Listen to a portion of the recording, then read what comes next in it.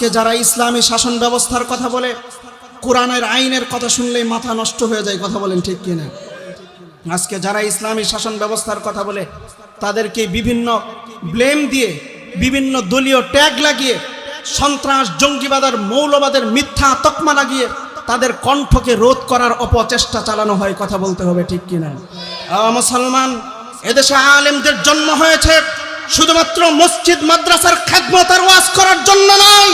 এদেশের আলেমদের জন্ম হয়েছে এই জাতির নেতৃত্ব দেওয়ার জন্য। কথা বলতে হবে ঠিক কিনা?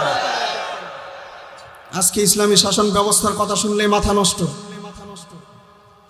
মুসলমান, কোরআনে কারিমের মধ্যে যেমন নামাজ, রোজা, হজ, যাকাতের কথা আছে, কোরআনে কারিমের মধ্যে যেমন দান সদকার কথা আছে, দাওয়াত ও তাবলীগের কথা আছে, মা বাবার খেদমতের কথা আছে, একইভাবে আল্লাহর জমিনে আল্লাহর দ্বীন কিভাবে প্রতিষ্ঠা করতে হবে সেই কথাও আছে না নাই?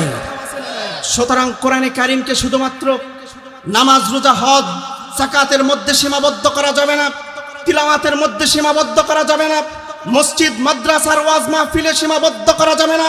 ব্যক্তির জীবনে যেমন কোরআন চলবে, পারিবারিক জীবনে কোরআন চলবে, সামাজিক জীবনে কোরআন চলবে, রাষ্ট্রীয় জীবনেও কোরআন চলবে। আগামীর বাংলাদেশে কোরআন সুন্নাহ বিরোধী একটি এজেন্ডাও বাস্তবায়ন করতে দেওয়া হবে না। রাজি আছে?